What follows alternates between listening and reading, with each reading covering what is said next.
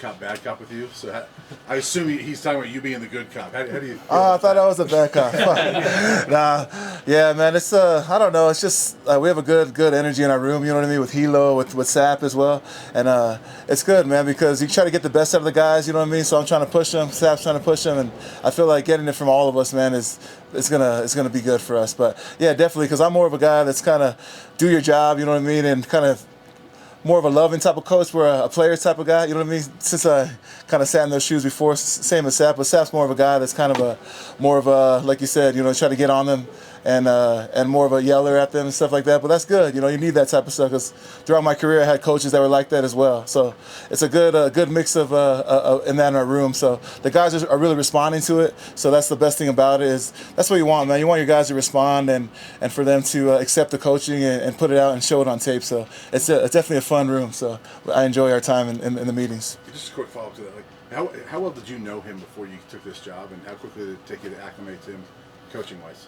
Man, I only just heard of Sap before, just watching him as, you know what I mean, as a younger dude, and growing up, watching Tampa Bay beat the Raiders in the Super Bowl, and Sap out there balling, and him being known as one of the best three techniques is something that I feel like the whole world knows, And then I played with a guy, his name was Geno Atkins, and they were always comparing Geno Atkins to Sap, So kind of played with a guy that was kind of like Sap throughout my whole career. So that's all I kind of knew about Sap. But personally knowing him was just when I signed here and got here. So definitely love the dude, man, and I love his energy he brings to the table, and definitely helps us get better. Yeah, go ahead. Hey, Coach, obviously stopping the run is one of the most important parts about football. What have you seen early in this camp from your big guys up front? Yeah, man, I feel like the big guys are doing their job, for the most part. In camp, man, it's going to be a tough grind. But for the first week, man, I feel like we've been doing a good job building a run wall, and all of us playing with good pad level. Really excited about our run defense this year, man. It's something I feel like that's one of my strengths as a coach is run defense and techniques and stuff. And the guys are starting to catch on. They're starting to see the blocks faster, man. And really excited for that first week under our belt. We've been doing good at stopping the run. We just got to keep on stacking, keep on getting better, because in order to rush the passer, man, you got to earn the right to do it, and that's by stopping the run first. Neely, go ahead.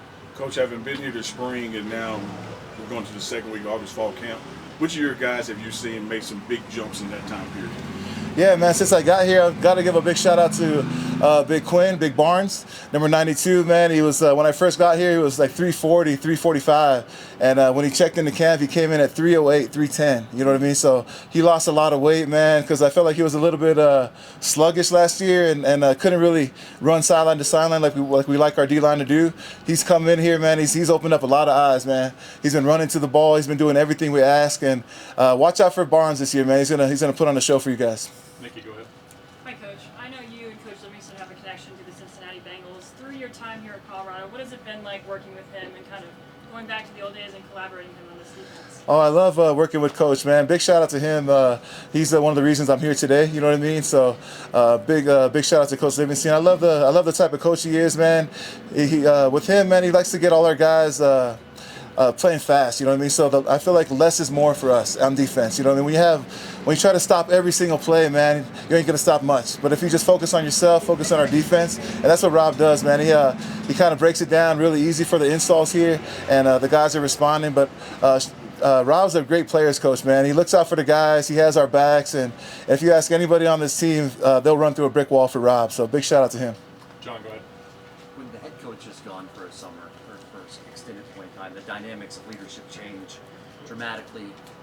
How did you guys get through that? How did you lead the team in his absence?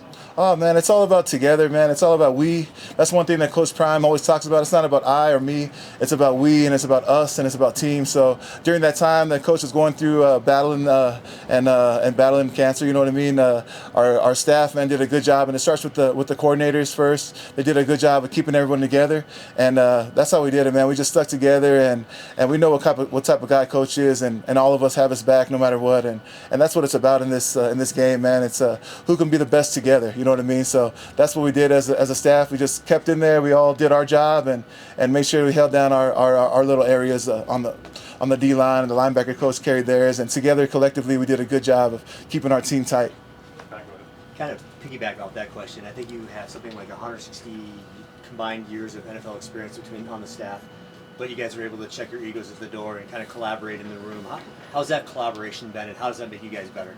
Oh man, it's a blessing, man. When you have a whole bunch of guys that's been there and done that, you know what I mean, and playing in the league, it's definitely a blessing for us, man. We have like you said, everyone kind of checks their egos at the door, and we all just try to collaborate together to give the guys the best experience and help them on their journeys, man. That's what coaching is about for me, is trying to help these young guys out, especially our D-line room, to live their goals out, you know what I mean, and live their dreams, and they've been doing a good job responding. But Coach did a hell of a job putting this staff together, and everyone's been working and working together, and I think we're going to have a very special group this year.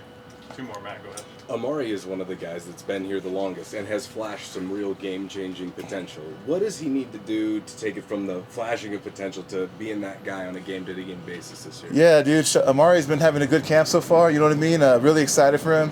But the thing, I think the way to take the next step, man, in D-line play is being consistent, you know what I mean? There's guys that can flash and have a good play here and there. They're probably not going to play in the league, you know what I mean? Guys that are going to play in the league are guys that are doing it down in and down out, of being consistent in the run game and in the pass game, you know what I mean? So I think consistency is where you're going to see guys start to climb, and our group is starting to do that here on the practice field. It seems like you have a lot of positional versatility, maybe a lot of guys that can move around. How fun is that to play with in camp as a coach? Oh, that's a blessing, man. I feel like our D-line room is going to be like a wave of guys, man. We'll have our 2 starters to start the game, but after that, man, we're going to be rolling, brother. Because O-line, they don't really roll, they don't really rotate, so I think we're going to have a good roll of guys that kind of wear down the O-line. Last one, Brian. Go ahead. Coach, I want to ask you about TC, who's got a lot of playing experience, but injured early last season. How is he developing as he's coming back from injury, and looks like he's getting back into some team drills? Yeah, man, TC's been doing a hell of a job battling back from injury, man.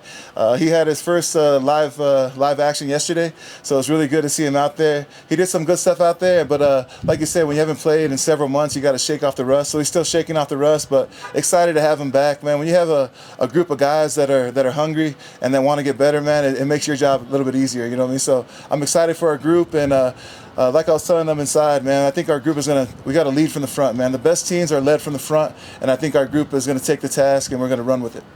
Thanks, Coach. Cool. God bless everybody. Thank you. Appreciate it. Thanks. Thank you. Thank you, Curtis. That's it today, y'all.